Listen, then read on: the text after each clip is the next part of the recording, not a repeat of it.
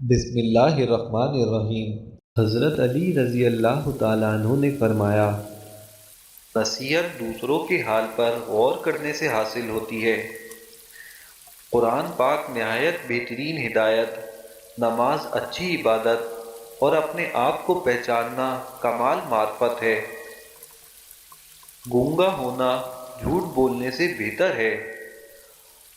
علماء اس لیے غریب اور بے کس ہیں کہ جاہل لوگ زیادہ ہیں اور وہ ان کی قدر و منزلت نہیں جانتے۔ مال دنیا میں انسان کو بلند قدر بناتا ہے مگر آخرت میں خوار کرتا ہے۔ سخاوت اسے کہتے ہیں کہ بنا مانگے دیا جائے، مانگنے پر شرما شرمی اور ندامت سے بچنے کے لیے لوگ دے ہی دیتے ہیں۔ استقامت میں سلامتی اور بڑائی میں ندامت ہے۔ مومن ہمیشہ عذاب الہی سے خوفزدہ اور اس کی رحمت کا امیدوار رہتا ہے۔ دانا وہ ہے جو اپنے آپ کو پہچانے۔ دین اسلام نہایت سیدھی راہ ہے اور ایمان کے راستے نہایت کھلے اور صاف ہیں۔ حیا آنکھ نیچے رکھنے کا نام ہے اور صاف ستھرا رہنا عین دانائی ہے۔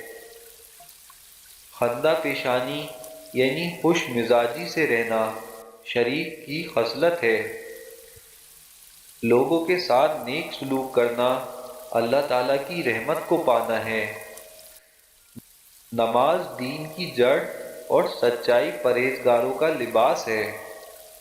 زبان ایک سرکش گھوڑا ہے اور برائی اپنے سوار میں برائی کرنے والے کو منہ کے بل گراتی ہے۔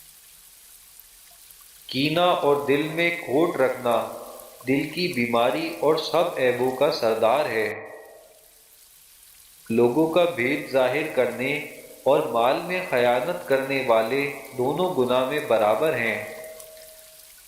خود پسندی نعمتوں کی برکت کو روکتی ہے۔